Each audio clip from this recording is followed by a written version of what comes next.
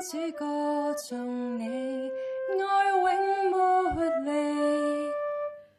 基督恩主多謝你，獻上自己，以愛雙手建立我，百歲苦刺，以愛雙手經歷過美滿日子。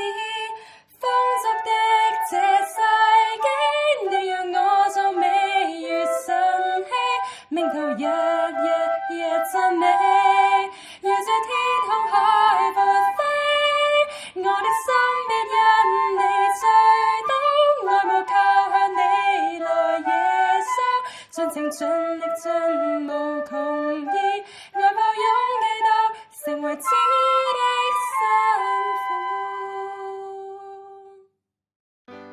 咧日頭去翻工作啊，晚頭禮拜四晚祈禱會，又翻去福音船嗰處。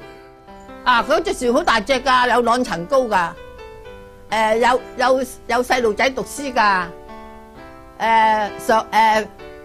底層嗰層咧，行個艙底嗰層讀1年班，嗰陣時冇有自班讀嘅，讀1年班。戰前我哋就翻去有隻耶穌船嘅，叫耶穌船嘅。另時有隻細隻咧，佢啊使去啊西貢啊、大埔啊嗰啲傳福音嘅，使風嘅、扯你嗰啲嘅，唔係好大隻嘅。和平後嗰隻耶穌船叫耶穌船嘅，嗰啲俾人拖走咗咯，冇啦。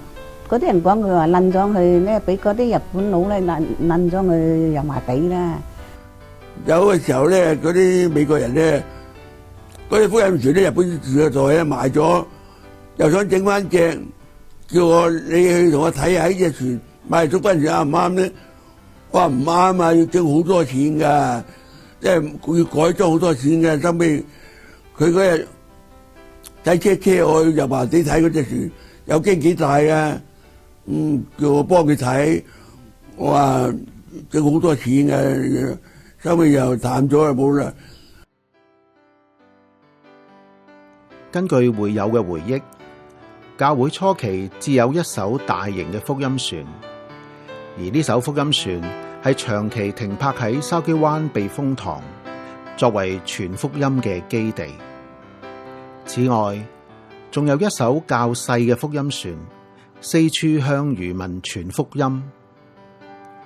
今日，有形嘅大小福音船已經不復見，教會嘅座堂已經取代咗大福音船嘅角色，屹立喺筲箕灣區。